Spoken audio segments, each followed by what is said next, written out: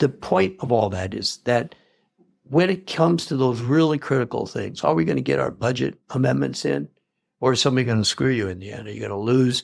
Are you going to end up having put all this time into getting really good budget agreements and then none of that happens? Then what's the point? Why are you even in office? If you cannot secure the things you're trying to get, then why are you even in office? If it's just to shout, scream, and yell, shoot, man, anybody can do that. But if it's actually to change things, identify what those things are, build the relationships you need to get there, and never, ever give them up.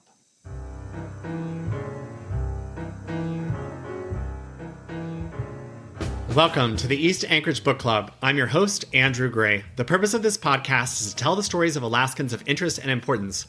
Today, our guest is Tom Begich, the former Alaska State Senate Minority Leader. After a lifelong career as a singer-songwriter and political advisor, he first ran for office in 2016 when he was elected to replace the state Senate seat formerly held by Johnny Ellis, representing downtown Anchorage. Tom did not run for re-election in 2022, but instead, he set up his staffer, Löki Tobin, to take that seat. We discuss all of this and more, including his childhood as the son of Congressman Nick Begich, whose plane disappeared in 1972 in Southeast Alaska and has never been discovered. We end with contemplation of Tom Begich's next chapter in Alaska politics.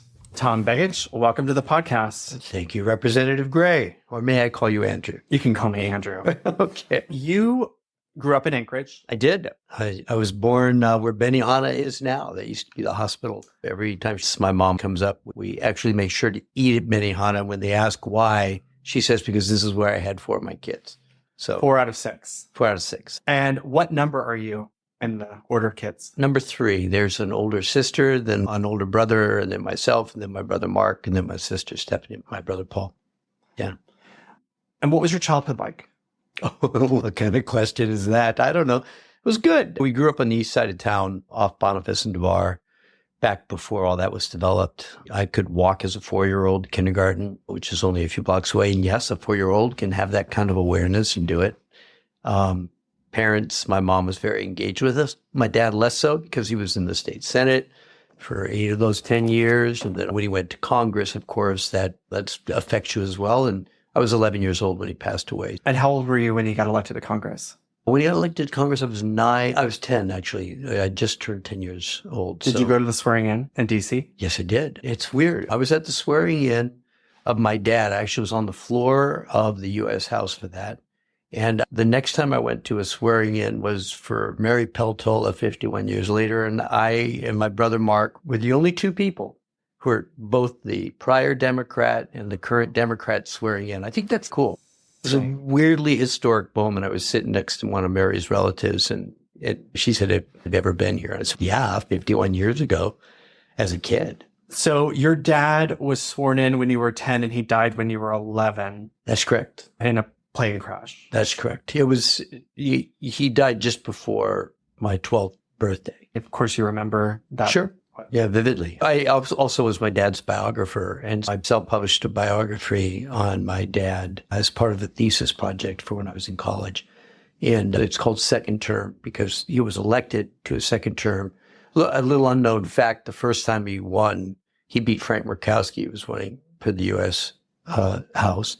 The second time he ran when he died while running, he beat Don Young, even though he had passed away at that point. And Plato was missing at that point. He had beat 2/3 of the long-term Alaska delegation. Then, of course, my brother Mark ended up beating the 3rd member of that delegation, Senator Stevens. So it's an interesting little juxtaposition of names, dates, times, and places. A lot of the same people over the course of many decades. Families repeat up here, and you have that piece. It's a small state, so it's easy to have that happen. You were 11 and the plane went missing. So it's not the same as finding out that your dad was killed. That's correct. This plane is missing. Did your mom say? She woke us up that morning and gave us the option. She had been called the night before by then Governor Egan, and he had explained to her the plane had gone down. Now, 2 years prior to that, my father was in a plane with Wendell Kay, who was running for U.S. Senate at the time. But that plane had gone down for almost 12 hours near Sitka. And then they discovered the plane. So it was not an unusual thing to have happen for a small plane to have to be forced to land because of weather in Alaska at that time. Remember, this is before a lot of our radar and things like It was 1970, the first time, 72 when the plane went Gotcha. down. It's in October, fall, bad season, bad time of year. But she gave us the option. She woke us all up, sat us down, and said, your dad's plane is missing. If you don't want to go to school, it'll be on the news, so you may not want to go to school, etc. We all opted to do so. I walked to school back in those days. You were like fourth or fifth grade? No, I was in junior high. I was in seventh grade. And so my brother Nick was in eighth grade. I was in seventh grade. And the two of us walked to school together and just talked about it.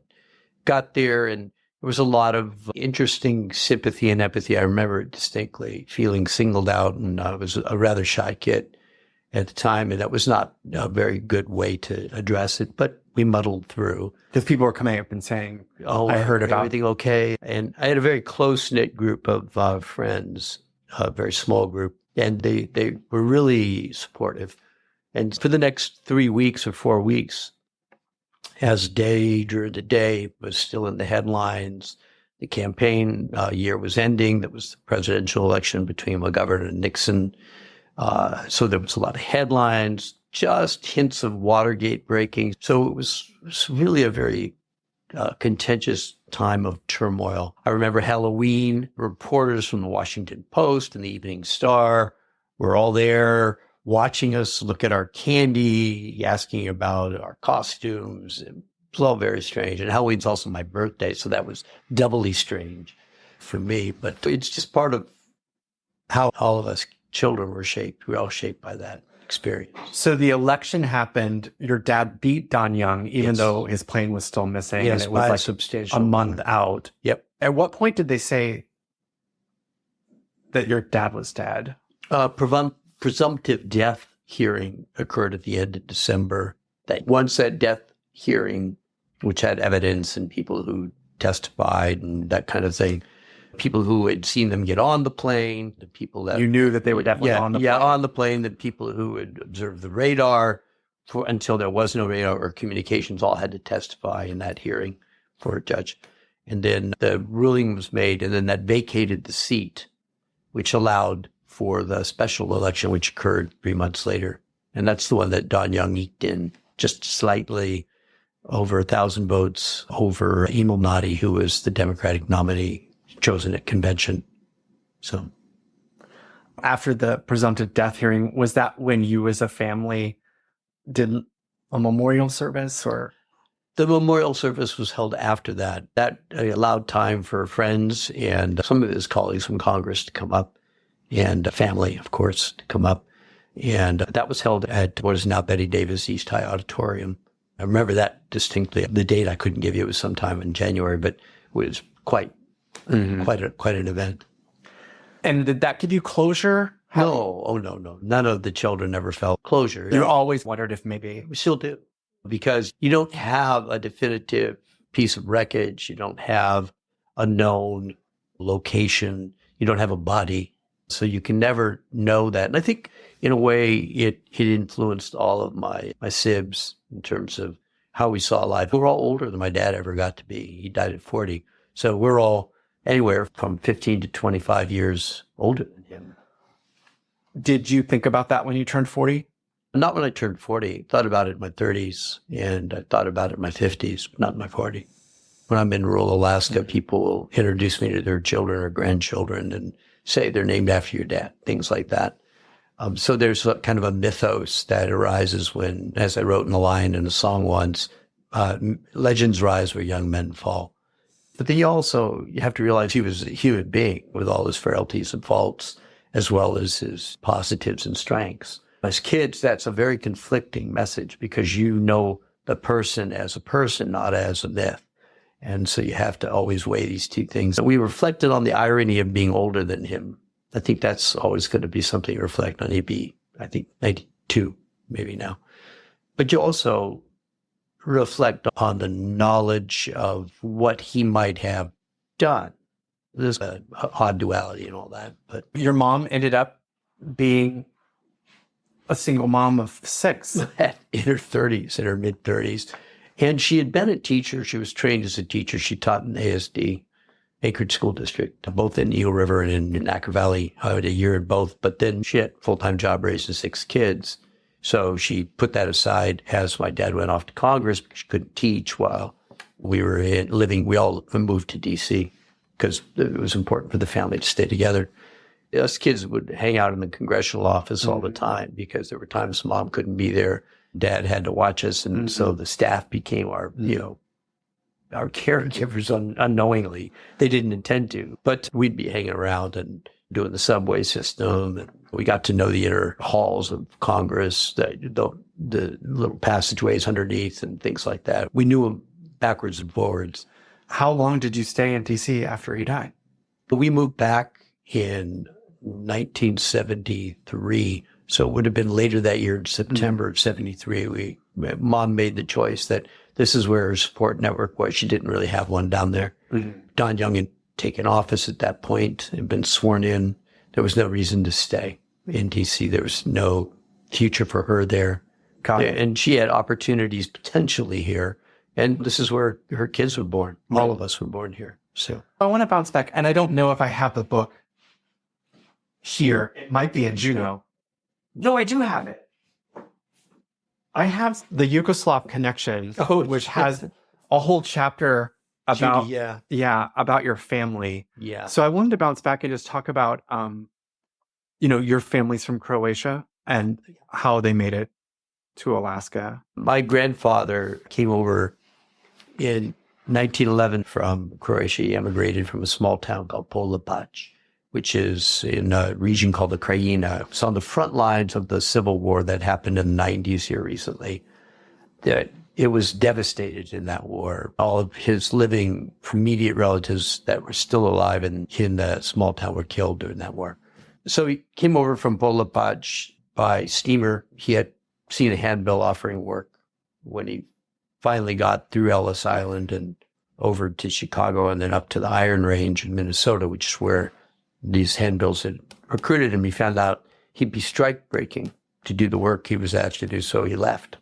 Became a lumberjack and did other odd jobs for about 5 or 6 years, and then came back to the Iron Range and became a founding member of the UMW, United Mine Workers Union there, and became a leader in the local mine workers. That's my grandfather.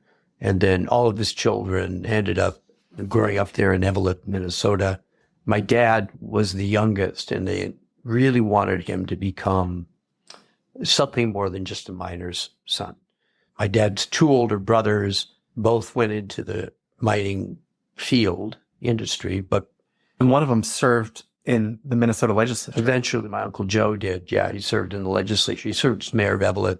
He got elected mayor of Evelyn in the 60s, late 60s, as almost like a bet with my dad. My dad had gotten elected to the state senate, challenged Joe when they were having an argument one time. So Joe ran for mayor. He got elected to mayor, got reelected to mayor, ran for the state house, became one of the most powerful members of the Minnesota House before his retirement. He has since passed away.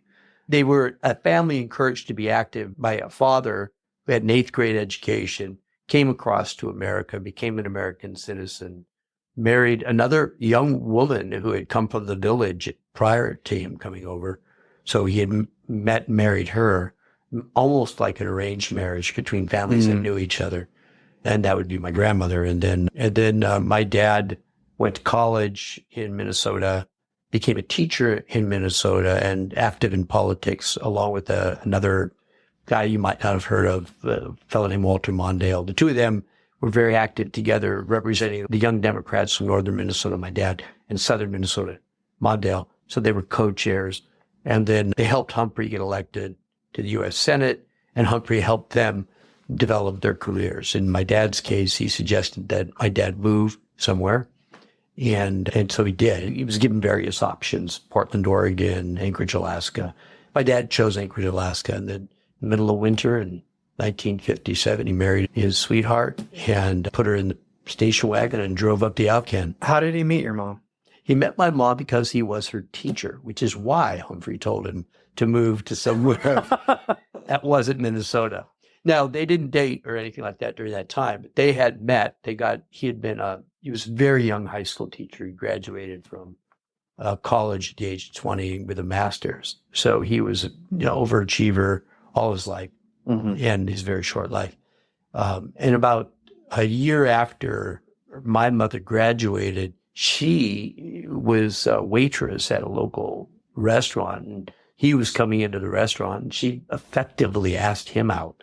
And So he was like 4 or 5 years older? 5 years old, 5 I years think old. it was. And he was quite taken aback to be asked out by a fairly aggressive, vivacious young woman that he knew from school was an awkward situation for him. You guys moved back here in 73. Yeah. You graduated from high school here. Yeah. East? Stellar. Stellar. Yeah. And then where'd you go? What'd you do? I did a couple of years at what was then called Anchorage Community College, UAA. I didn't really have an interest in going on to higher education. I was a fairly cynical young man. But Were you a musician already? And you grew up Yeah. doing music? I didn't grow up playing music. My mother encouraged it from those early days of the transition to DC back when I was 10, 11 years old.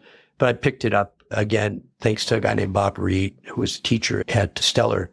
And so I began to play when I was 14. I was on the radio by the time I was 16 with some of the music that I'd written. I pretty much write my own music. And by then I'd gone back east and played a few times. I'd played at some events. But my mom encouraged me, because I was interested in writing, she encouraged me to apply to Bard College, which was a small school on the East Coast. And I was attracted because I wasn't a great test taker, but I could write a good essay. And they didn't require ACTs or SATs. I thought, well, I'll give that a shot, see what happens. And I got in. So I transferred from UAA ACC to Bard and got my degree from Bard in history. Some years after that, I went and did a couple stints in the legislature, dug some ditches, started my own little research company. You were a staffer? Yeah, I staffed for Joe Josephson when he was in the Senate as the caucus leader, they called it then. Were you there during the Sheffield impeachment? Yeah, that's a slightly different story, but yeah. I worked for Joe in 83 because I wasn't hired by the Sheffield administration, though I'd worked on Sheffield's campaign. I was considered a little too uncontrolled. You couldn't really tell me what to do. And so I was chief of staff for Joe's 7-member staff, which interestingly included Dave Donnelly's on the school board now. He was one of the staff members then. And then in 84, I just did a lot of pro bono work for folks that wanted to know how the legislature worked, including KSKA and some other groups. And then in 85, I got hired in the Department of Administration by former Commissioner Lisa Rudd, the late Commissioner Lisa Rudd. And I got hired literally 2 days before the impeachment story broke with Stan Jones. And part of my role was handling press for the department. And that was the department where the impeachment was centered. So that was my role. And that's our one and only impeachment trial. Correct. Yeah. So I was there watching all that. Joe, of course, was the advocate for the governor in the impeachment trial. I got to meet, people like Philip Lacavera and all these people that had been part of just 10 years before, had been part of the Nixon impeachment trial. These were the same people. Right. Yeah. So it was these out-of-state teams taking different sides, Sam Dash, Philip Lacavera on one side, on the opposite sides, and then some local, John Conway and some other folks who were local attorneys that were involved. I interviewed Joe Josephson a couple of years ago, and we talked about the impeachment. He did a brilliant job, I got to tell you. And he said that those folks from the Nixon people who'd done the impeachment trial would ostensibly be on the opposite side of Joe, but they said that they were going out to dinner and stuff.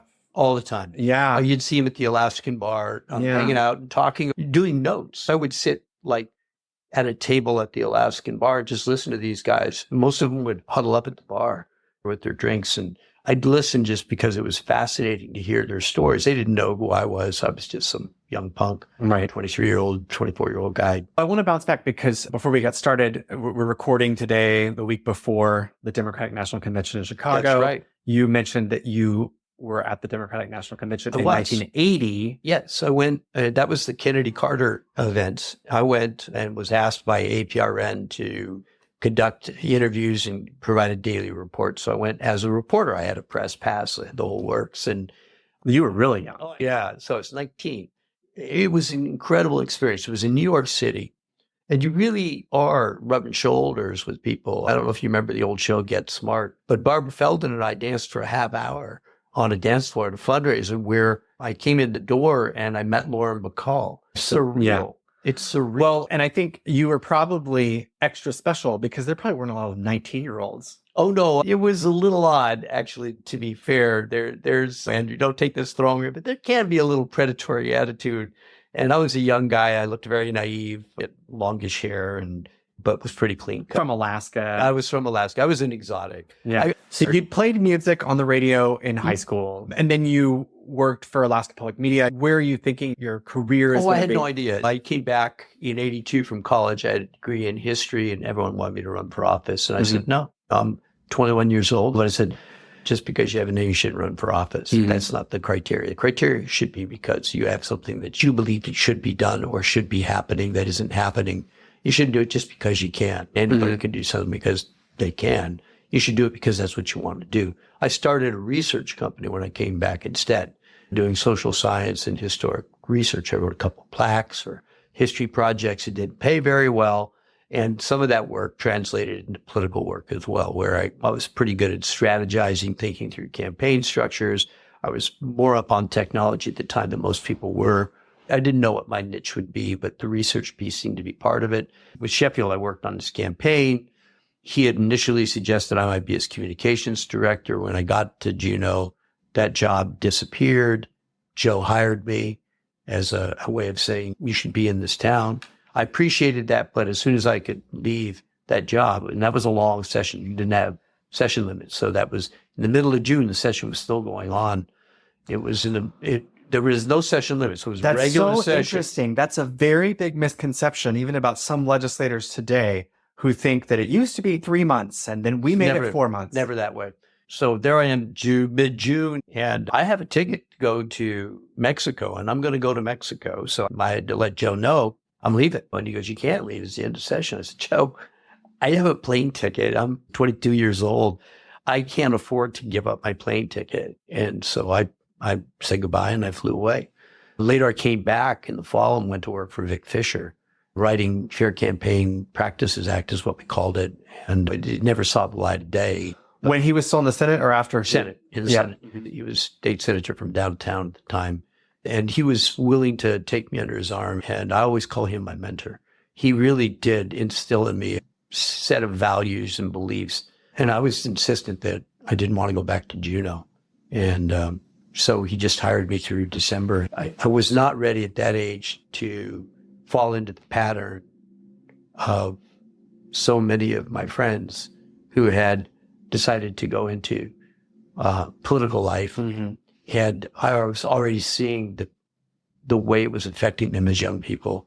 You know, it becomes about the power and not about the purpose. And, you know, like I saw enough of that growing up as a child. I didn't need to see that. It becomes their identity. It becomes everything. And you had seen that with your dad? I had seen it.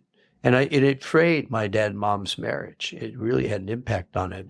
They didn't pull it back together until really they had to have a reckoning. And us kids were there, part of that reckoning. Even at the young age of, I think I was 8, I remember the talk. My parents sitting on the steps with us older kids, the 4 older kids, and just talking about their strain and their trouble, their difficulty, and then how it was going to change, which it did. I watched it change. But I didn't want that for myself. I never forgot that talk. When your dad and your mom decided to move to Anchorage, Hubert Humphrey had given him the advice that he was supposed to do that for his political career to run for office. My dad wanted to run for So office. your mom knew what your knew. dad's plan was from the beginning. Yes. She was I would say because that's different than other couples where, you know, the opportunity comes and then the spouse runs for office and then the spouse is, I don't even know what's happening right now. No. And they were well suited for it. So my dad came up as an expediter for it. So your dad serving in office for Yes. a long period of time, and you didn't want that for myself. For yourself. Yeah. So I chose a different path during those years, or I tried to. For example, I worked in the Department of Administration during the impeachment summer. My boss died while that happened. I literally had to write a New York Times obit for her because Wow. I was the press person for the office, and I also was a very close family friend.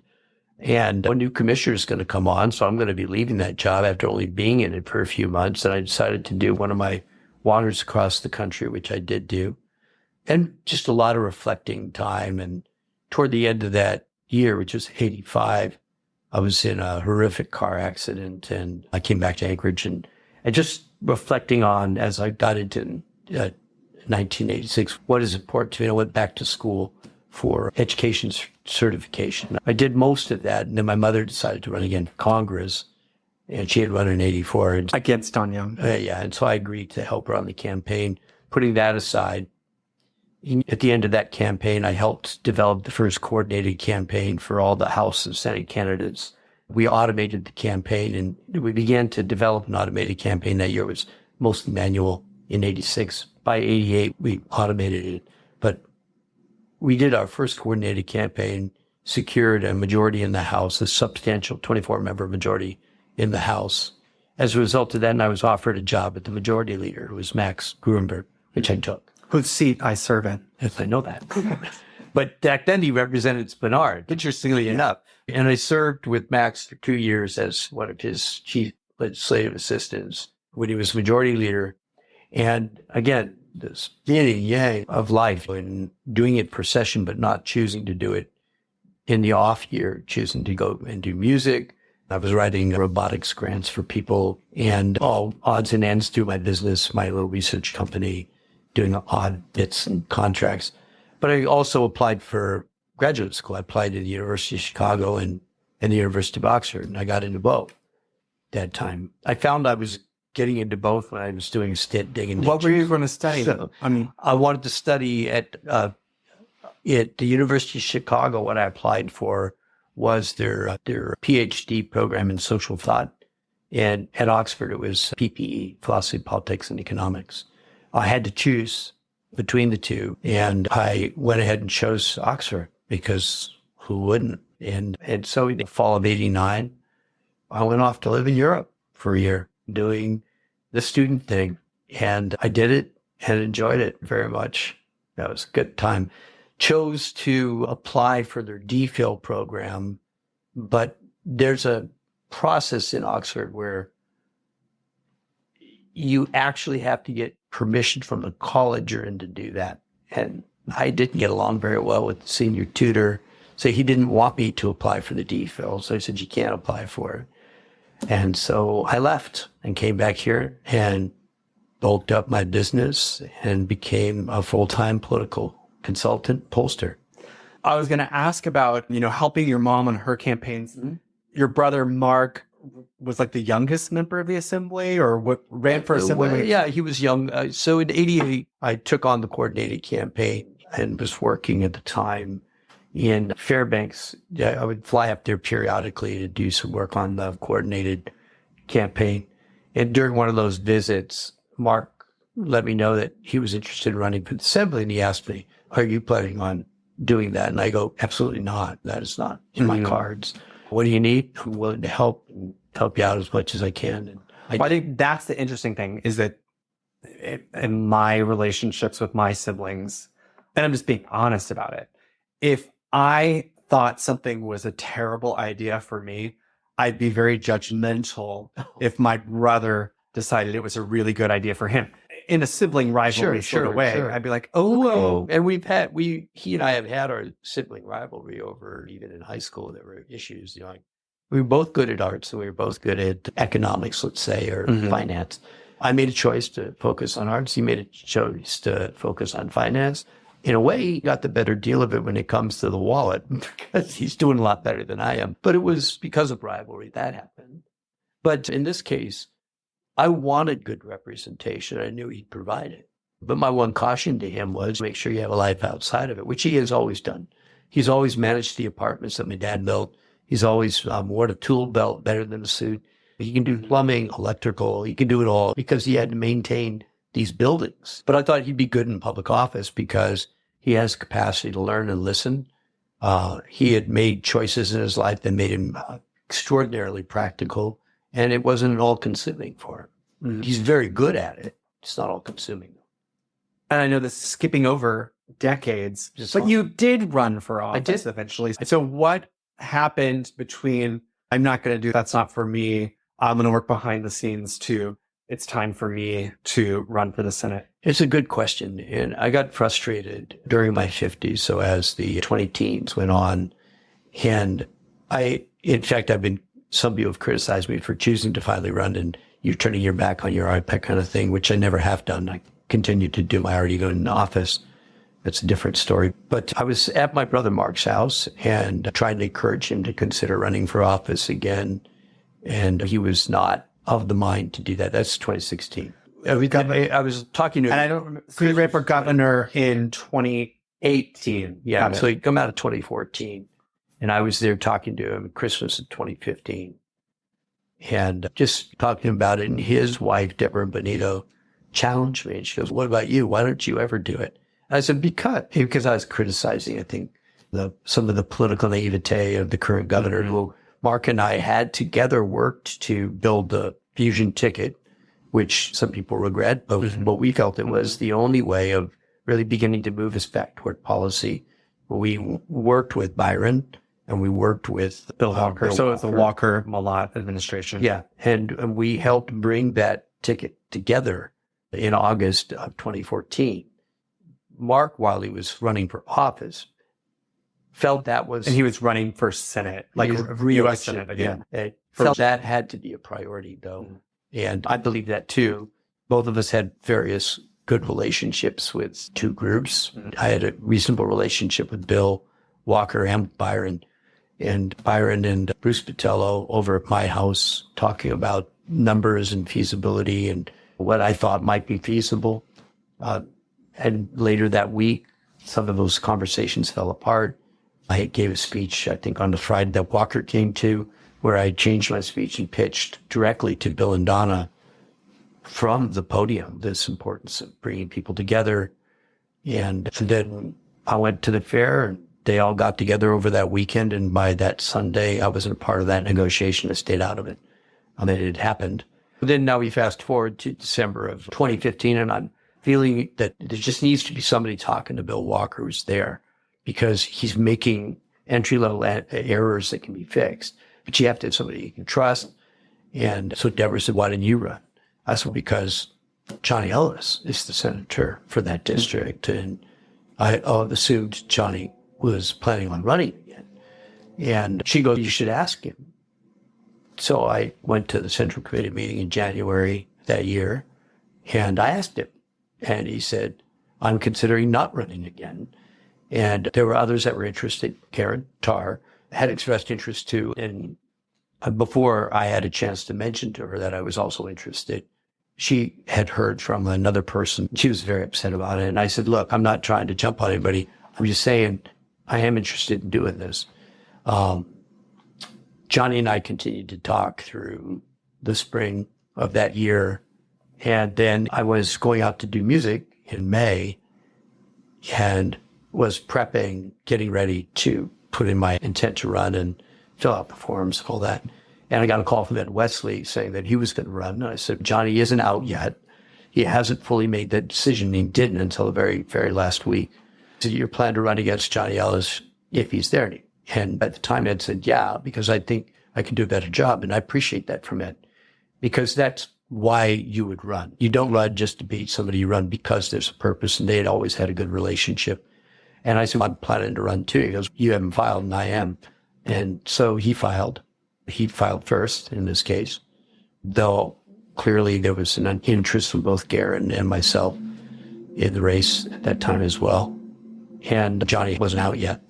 And I think I did it right before I traveled. I filed my forms after Johnny called me and said he wasn't going to be running. So I did file. And actually, it was L.B. Gray Jackson was the first person to call me after a reporter to say, I'm in. What do you need? What's it going to take? And at that time, of course, she was on the assembly. And that gave me the confidence and encouragement I think I needed right away. I got involved because there were three things I wanted. I wanted to ensure that there was somebody, a sounding board, that Bill Walker could count on. Though, to be fair, he never used me for it. And that was deeply frustrating to me. It was 2 years where I think I could have helped, but I don't think that he felt that. He felt always the ominous presence of Mark.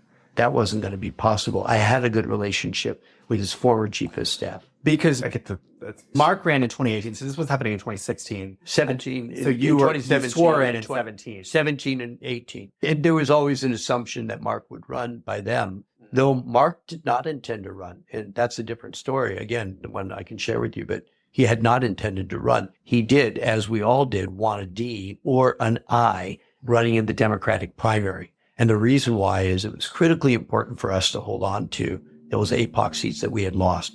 We had lost the 2 APOC seats and gone to Libertarian because we weren't the second largest party anymore. And because we had done the fusion ticket, and that was a hugely damaging thing, not to have any voice whatsoever on the Public Offices Commission.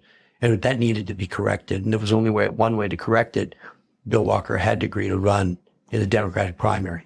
And he didn't have to be a D. We had allowed, Right. We even changed the rules to allow nonpartisans to run in those primaries. But that was the criteria. And that's a different thing. Deep negotiations about that went on for quite some time up until the Thursday filing deadline that year. But Walker didn't take advantage of me. Not that I was anything special, but I had hoped he would. But I wanted to see universal voluntary pre-K. That was one of the first bills I put in. I wanted to see civility in the process that had become extraordinarily uncivil, to the point of it leading to similar politics to the Lower 48, which I thought would be absolutely devastating to the state, where coalition government had been the norm because of people having agreement despite political affiliation. And so those two were primary. And then finally, the thing about an election in 2016 is that the senators elected in 2016 have a direct impact on reapportionment because they have a direct impact on who is elected president of the Senate in 2018. And that person is the one who picks one of the 5 seats. And those were the 3 things that were mostly on my mind outside of the Walker support, which I often did say about the Walker support while running. But the other 3 were critical. Universal voluntary pre-K, the idea of civility in the body, and then ensuring that at least there'd be some impact racially. And Kathy Giesel was the president of the Senate who chose Bud. Is that who she chose? No, for 2 years later, in 2018, she became president of the Senate, sworn in 2019 into that position, and she chose John Binkley. Oh, got it. That's right. She chose John Binkley. Right. And to be fair, I believe that she and I shared disappointment in his final decision making. Yeah. She and I remain close to this day. She's one of my friends and allies. And we were basically sworn enemies when I was minority leader and she was elected president. Right. It's been told to me before about you having dinner with Kathy Giesel regularly when you guys were serving in the Senate together. No, we had meetings at her office regularly, not dinner. Not dinner. No, it was meetings at her office regularly. Though from those meetings, we learned to first know each other. I didn't know who she was. I had 2-dimensionalized her, and she'd done the same to me. I saw her as a lock, stock, barrel conservative Republican. She saw me as a lock, stock, barrel liberal Democrat, and she didn't see how we could ever have a conversation, nor did I. But my chief of staff at the time, Sidney Linneman, insisted I go up to have my regular meetings with her, which every Monday you meet with the minority leader, the president. It's been a tradition for some time. And Berta Gardner, former Senator Berta Gardner, had our minority leader when I first got elected, had told me that. And so I went up. I had kicked in the butt to do it, but I went up to do it to the meeting, the first meeting. And Kathy and I, were tentative with each other, but the House wasn't organized yet. The governor had come out with some fairly draconian perspectives on what the budget should look like. And I had felt from statements she had made that she did not agree with those draconian changes, some of them, I'm sure, but not all. And so I said basically these words, I think this is as close to a quote as I can give you, but I said, I lost because I had tried to out-organize her. And on Thanksgiving Day, I'd gotten a call from members of the Republican Party that I'd been negotiating with who said, we've decided to jump with Kathy. Which, by the way, that's just so much more civilized that the Senate has their organization on Thanksgiving Day. Oh, no, we were trying to do it earlier than that. What was the quote? The quote was, I said, I lost, you won, the House isn't organized, the governor seems to have lost it. You're the only one who can stand for the state of Alaska, so I will make a commitment to you that my minority will not attack. Your majority will focus our press avails on the governor's office. We didn't actually say the governor, we said the governor's office. But in return, I would ask you not to attack a minority that has no power. And she agreed to that, but she said, in so many words, I don't trust you to follow through with that. And I said, fair enough, I agree. I get it. Mm-hmm. I had been a nemesis to her. I'd appeared in ads against her for Vince Beltrami. Mm-hmm. I had given money to Vince Beltrami. I had worked for her other opponents over the last 4 years. So after 3 weeks of our press avails, where I did ask my minority to withhold, they didn't know me yet very well because I'd only been minority leader for that time. I knew me as a colleague. I just said, I need you to trust me on this. And so we focused. Was that a hard thing for you to become the minority leader? Because you're really new. Yeah. I had the respect of most of my colleagues, even the more senior members. I'd helped many of them out in their elections over the years. They trusted my capacity and ability. The one that would likely have been minority leader was Bill Wielkowski. He didn't want the job. He wanted to be on finance. They respected me enough to hold back. And that holding back was really critical. At the end of 3 weeks, a fever pitch had been reached. Over at Betty Davis High, we had the big, huge 400-some person meeting where all of the Anchorage delegation, Republicans, Democrats, were there fielding attacks on the governor's plan, most of which was adverse to Anchorage. So R's and D's in Anchorage were supportive of resistance to that plan, including Kathy and others. And then we broke into caucus groups. And in those caucus groups, the senators met and House members met individually with constituents. Word came back to me that a number of majority senators had not been kind about my colleagues. I brought that to Kathy's attention the following Monday, and I just suspected the deal was off. And she asked me how that had happened, and I told her who those people were, and one of them was her. And she asked me, what did I say? And I told her what I'd been told she'd said. She admitted that she had said that thing. It was nothing that harmful, but it violated the spirit of the deal. And she apologized. And I was stunned by that. It was an incredibly generous move on her part. She never said it about me. She said it about two of my senior members, and she apologized to them. That's huge, Andrew. That is the mark of character. That is the kind of thing you expect to see from people who have depth of character. She had given herself permission to be the person she could be. And man, that is a dynamic human being. She was nothing but fair after that with our caucus. And she held us accountable too. She didn't change her philosophy. She didn't change her politics. What she changed was the behavior of the body. And that body was called to account. When they tried to do power votes to diminish my minority, she intervened. By assisting me in rejecting an APOC appointment by Dunleavy, who was a libertarian, because we now are going to be the largest party, she convinced her majority to reject that appointment. And as a consequence, that seat had to then be appointed as a D. It was a timing thing. But I took a break, and at ease at that point went up and said, why did you do that? And her answer to me was, because it's only fair. Now that's huge.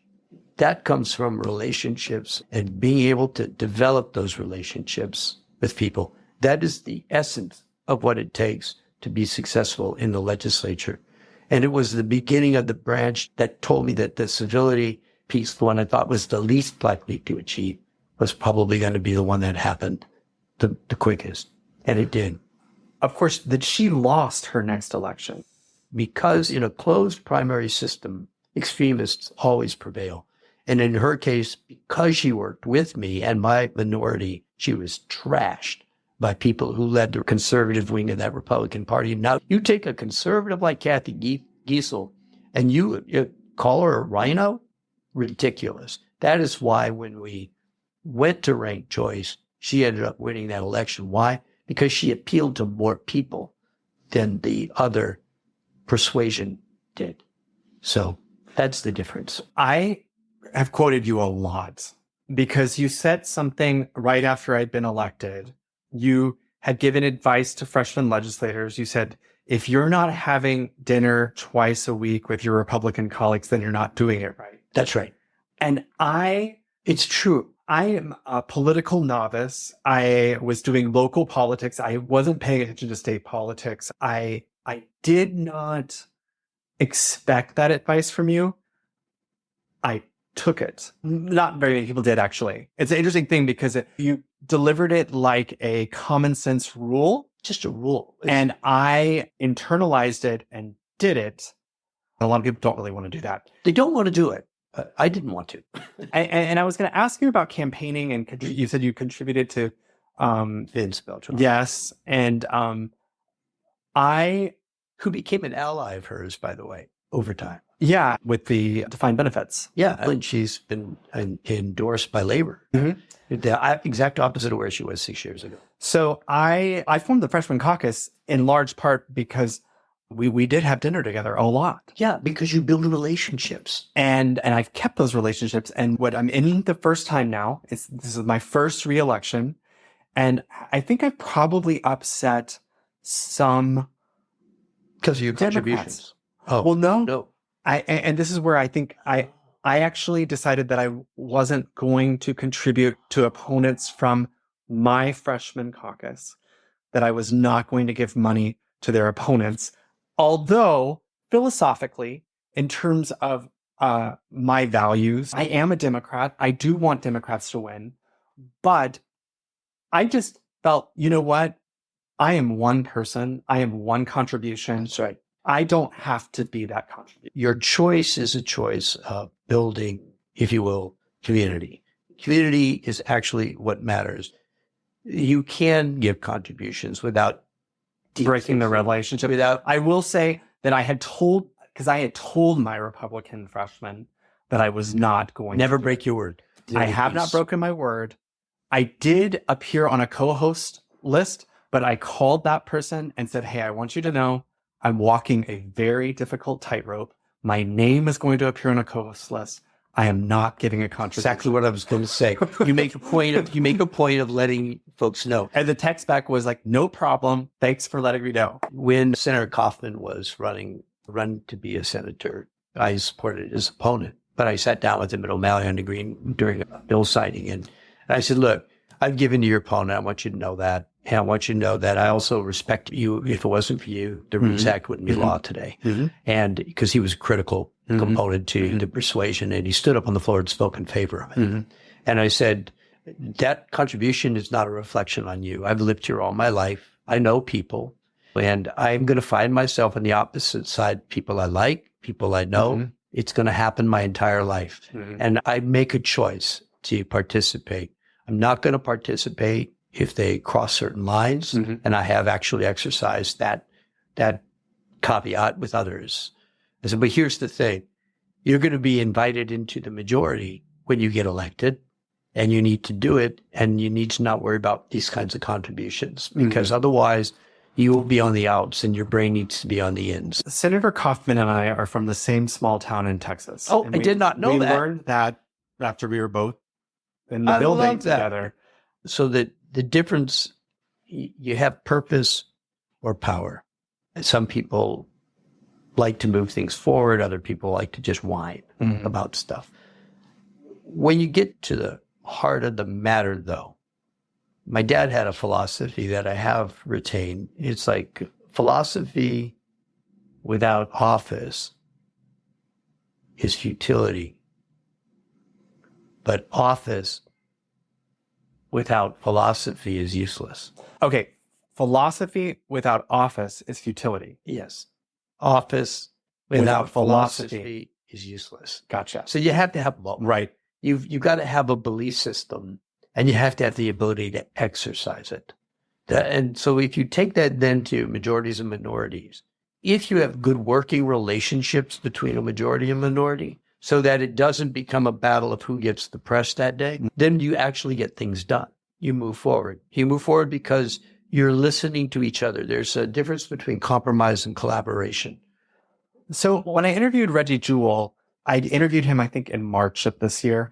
It was a very contentious time in the building with the potential override of the veto. What he said, it's the purpose of the minority to minort.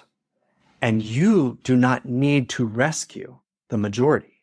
Sometimes when a large group of people are rushing over the cliff. So I understand that philosophy. And Reggie spent most of his time in the majority, even when there was the potential for him to be in the minority. And he's one of my friends, and he's a person that his opinion I value very much. I would disagree with him on this. I made a deal with Peter Micciche when he became president, and that was a very contentious. That organization wasn't decided until the morning of session opening. That morning, one of the people that had been negotiating with me came into my office to tell me he had signed a deal with Peter, and that was the end of it. We lost that morning. We thought we were organizing, and then we lost that morning, and Peter was going to get the vote, and we don't contend the vote. I wanted to, but you don't contend the vote. And I said to Peter, I said, here's the thing, you're governing. I'll always let you know when something's coming up. I'll let you know if we're going to be objecting or debating. I'm not going to surprise you. And I'm not going to let you fail a vote. You're not going to lose a vote that you need to win. Mm-hmm. And if it means that I have to change my vote to do that, I will. Because you're the presiding officer of a split caucus. If you fail, then everything fails. Because if you can't control the body, then the body fails. What that did is it ensured that we built our trust relationship on that. And we did. We began to cement a strong relationship. But it also meant I didn't let him fail. And part of not letting him fail is I disagree with that the statement that Reggie made, that the minority's role is to stand up for their philosophy and their issues, never to mitigate on those things. But to let the other side fail does not make you win. It makes all of you fail. Again, I'm seeing it through my lens in my particular minority with my in particular the Senate, majority. the House are very different. And I don't know if Peter Micciche was my Senate president or Kathy Giesel was my Senate president. I think that I might be able, actually, that's not true, because now I'm already getting myself into trouble. I believe that Kathy Tilton was very fair as a speaker, but I had real problems with other members of the group. And the direction that majority was going. Absolutely. And I think we certainly weren't going to help them succeed for these values that were just not completely. Not what I'm saying. What I'm saying is, for example, I sat down with Peter at the end of session, the last session, and I said, I know that you want Shelley Hughes's transgender ban bill to pass. We're not going to let it pass. And we will tie this office up. We will tie the floor up. We will not allow you to do it. We had, I think, 104 amendments to it. And we had only gone through 5 or 6, and it had taken almost 2 hours of debate. And he was getting ready to restrict debate and stuff like that. I said, you do that, we will bring this process to a stop. Here, 2 days before the end of session, we will shut it down. Being supportive of a body working together goes both ways. If people know and trust you, then they recognize that things have to change. He asked me to conditional it, come up with some conditions that if we violate these conditions, and then we'll let you debate. I took that back to my caucus. They were willing to listen to those conditions. I came back. I said, all right, well, here are the 3 conditions, and I laid out what those 3 conditions were at the time. And he agreed to those conditions. Shelley Hughes agreed to those conditions. And then one of their members violated those conditions. And it got tabled and died. And it died because we had the strength to have saved them on issues that didn't matter philosophically to us, but that did matter within their caucus. Because as a minority, one thing you must do is show where your power is. But it doesn't mean you exercise that power all the time. In fact, that is the gift, knowing when not to exercise your power, especially a large minority like yours. As a minority leader, I spent a lot of time with Kathy Tilton. I would go up to her and talk to her, and first couple of times, she was very like, why are you talking? Because she was the minority leader at the time when you were. Yeah, and she go, why are you talking to me? And I'm telling you, because you're a minority leader, and I want you to function well, because your majority can't function well if you don't function well. You all have to function well. You all have to work together. And quite frankly, she was a lot more approachable than Calvin has been in that regard. But I get it, because I'm aligned with Calvin, so it's a little different. But it's shocking to come this way. But Tilton's commented on the highlight of her experience in the legislature in the years she's been there was our relationship. She's literally said that in the CSG newsletter, Council of State Governments newsletter. And the point of all that is that when it comes to those really critical things, are we going to get our budget amendments in? Or is somebody going to screw you in the end? Are you going to lose? Are you going to end up having put all this time into getting really good budget agreements and then none of that happens? Then what's the point? Why are you even in office? If you cannot secure the things you're trying to get, then why are you even in office? If it's just to shout, scream, and yell, shoot, man, anybody can do that.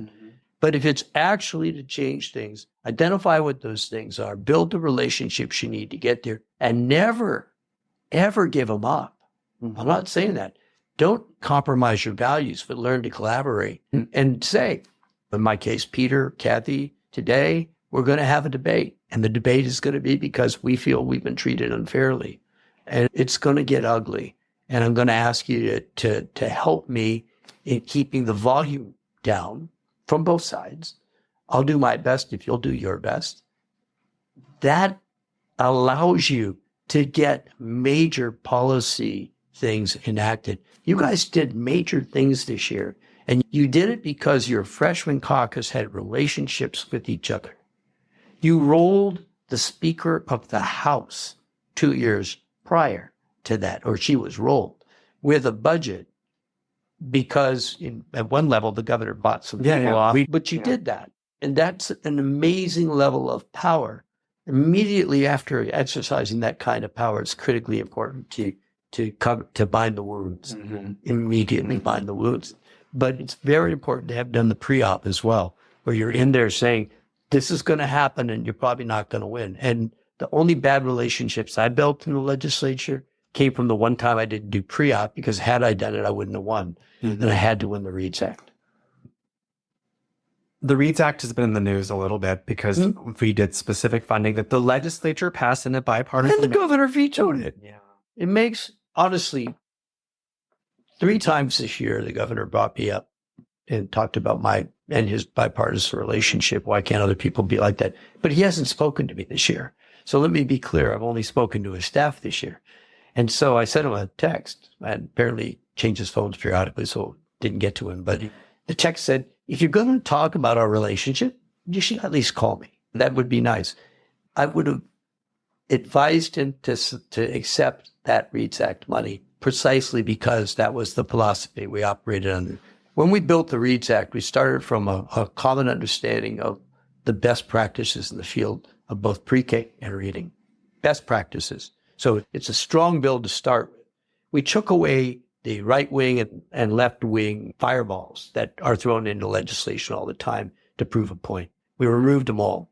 And then as it went through the process, a 3-year process of evolving and developing as a piece of legislation, when we added something, we only did it if we both agreed.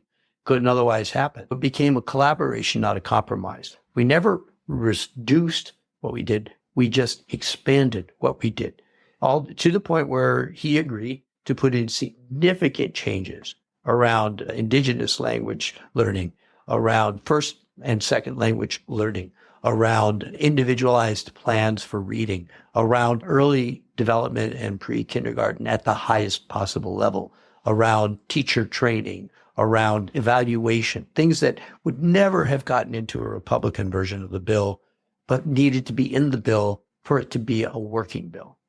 I agreed to things that people said, oh, you can't agree to that. I agreed that we would have 3 different assessments occur. And the assessment is a visual assessment, occur for a kid instead of 1 at the end of the year, it'd be 3. I felt that it was a burden on teachers to do that. But I had teachers eventually come to me and say, that would actually be useful if we were told to do that. So, okay, we can figure out what these things are. I agreed to virtual education piece because there are districts that cannot afford teachers because they're spending all that money on energy. If there are no relationships, you get compromised crap bills that do nothing but make people's wind sound more than hollow. But if you actually build those relationships, you build the kinds of things that transform society. So my question to you, Andrew, is why are you here? in the state house. What is it that you, Andrew Gray, representative for my former district, want to achieve? I have so many things that I want to hear a couple of them. I want to lower the cost of healthcare in Alaska. And this is primary. We can look at a Massachusetts-like plan and do it here. There's no reason we can't. That's Mitt absolutely. Romney did it. I know. We can do it. I know. And it's a very heavy lift. Do you know who I have spoken to about it at length? Senator Shelley Hughes. Oh, because she wants to lower the cost of healthcare in Alaska. and do you know that Shelley Hughes is a cancer survivor, and part of her experience is lived. The other person who also wants to lower health care in the Senate is David Wilson. And one is in the minority, one is the majority. That's exactly how you do this. And that kind of brings us back talking about relationships. So because of your advice to me, I did a good job with my House colleagues. I would give myself a B+. I could have met with more, and I could have pushed myself a little harder. I avoided some uncomfortable dinners. I did. There were certain people in the House that I didn't meet with. I never said no to a dinner. But what I didn't do, and I didn't know how, and I didn't understand that I needed to, I didn't nurture relationships with senators. And so it was an interesting thing when I started, because I learned how to do something this year. I learned how to pass amendments. Yeah, I learned how to pass amendments on the floor. And what the press would always say is, what do you think the Senate's going to do? Have you talked to anyone in the Senate? And when they would ask me the question, I was like, I probably should have done that. But of course you don't, because you don't know if your amendment's going to pass. So why would you get 5 steps ahead of yourself to be talking about what senators want this amendment and what they're going to do? So let me answer that, because that's a rhetorical question, but I'm going to give you a concrete answer. The reason why is because if it's a good amendment, maybe they'll carry it when the bill comes over to their side. Or keep it in.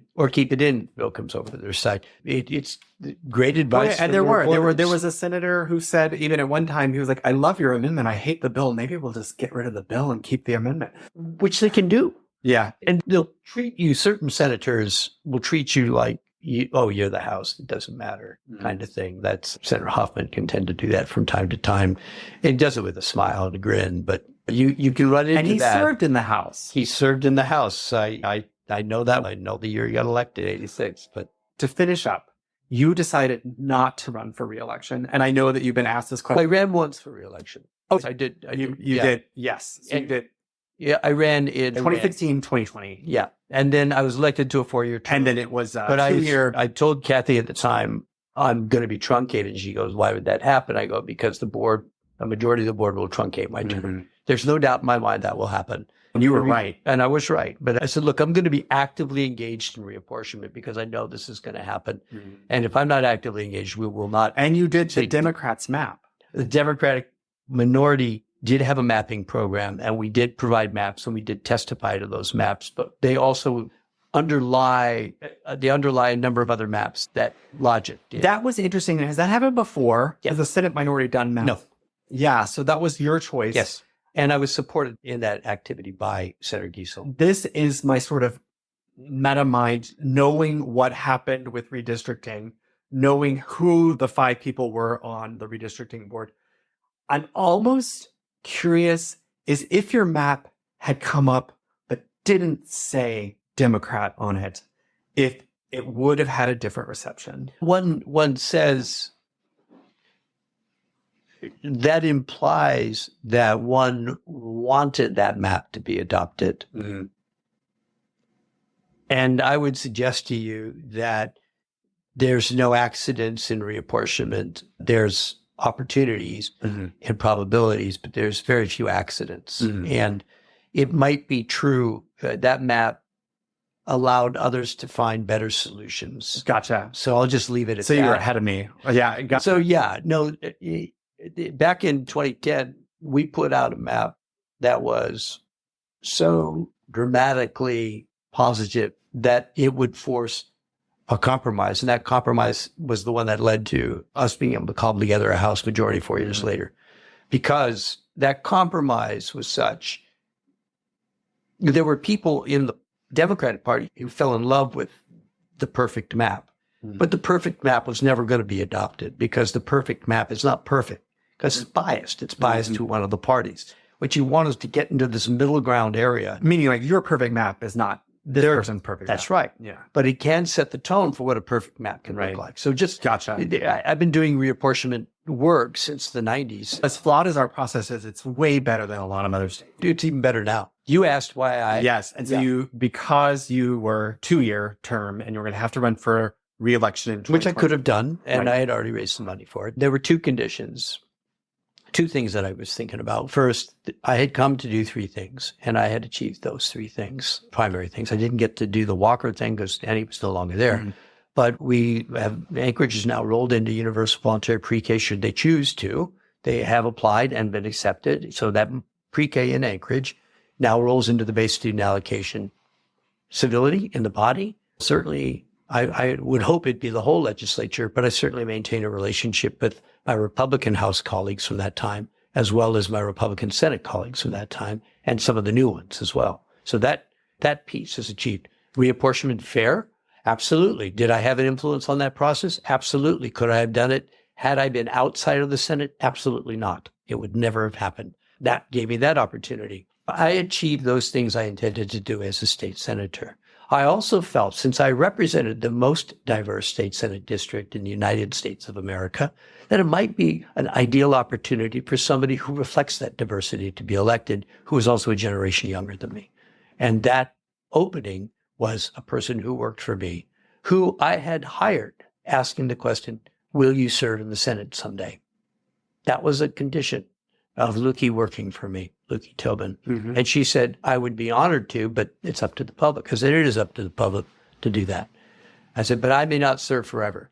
Only pushback Please push back.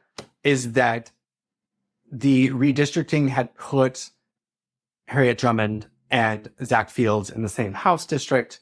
And so there was this whole, maybe one of them will run for the Senate. Yeah. But that didn't happen because... I waited to the last minute to say I wasn't going to run. Yeah. So you mentioned that you maintained good relationships with your House Republican colleagues. But I burned a lot of bridges with some of those Democrats with the Reads Act, because some of those Democrats didn't want the governor and I to share a win, didn't particularly want the governor to get a win. And if that's going to be how people operate in politics, then I don't really think that's a really good way to do things. Because if that's the reason you're in office, not to give the other guy a win, then you're not actually looking out for the people that elected you. So that I'm going to say, number one. Number two, it's true. And I have expressed apologies to both of them, both of those two House colleagues. I've said I'm sorry to both of them for having put them in that awkward position. But would I have changed the decision? The answer is no, because there's very little, in my belief, there's very little chance that we will move forward if we continually do things in our process that are all about whether one side or the other side gets power. If it's going to be about that, I don't want to be a part of it. And that is the privilege I had in being in this position, is that I exercised that privilege and I took the shot for it. And man, I own that shot. I do. I own it. Harriet is a close personal friend of mine. And Zach and I have gotten along in the past. We haven't gotten along in the past. I think we're getting along now. I hope we are, because I do support him. Obviously, he has no opponent this time, but I would support him regardless of whether he did or didn't. And I know they were upset by that. I believe that the person who is best suited for that job got that job. Now, other people disagree with me on that, and I get texts still about it. I own it. But it's Jane Anvick and Vic Fisher that make the difference for me. At Malcolm Roberts' memorial service, Jane Anvick came up to me because I was so mad at you for what you did. So mad at you. And I said, I understand, Jane. And these are deeply close friends of mine. And I said, I understand it and I own it. Yeah, I used my white privilege to ensure that seat went somewhere else. She goes, I can't thank you enough for doing it. Löki is such a breath of fresh air. And with the exception of 2 people, that has been the universal message I've gotten back from people, which is she is an amazing senator. She is speaking to the future. She doesn't speak to the present or the past. She speaks to the future. And man, shouldn't that be what we all aspire to? What's your future? I don't know. We'll see. I'm not done. I have been looking at some of the opportunities out there. Here's what I see undone. We have not completed the conversion of our rural communities to alternative energy, nor trained those people in those communities to both manage and maintain the facilities that we are planning to build at the time. That's why the Green Bank was built. That's first, foremost.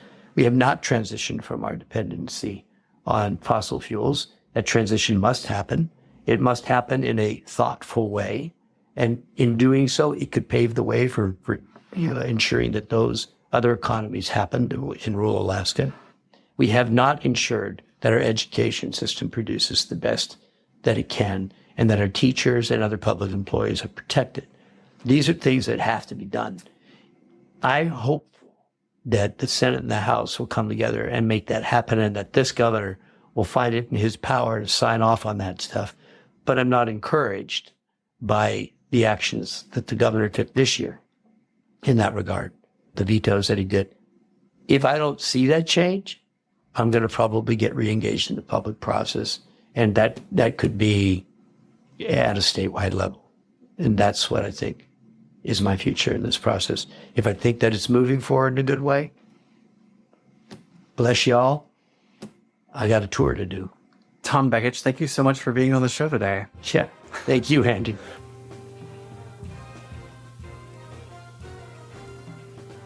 Thank you, listeners. If you like what you heard, please subscribe, rate, and review us. To contact me, email rep.andrew.gray@akleg.gov or call 907-269-0123.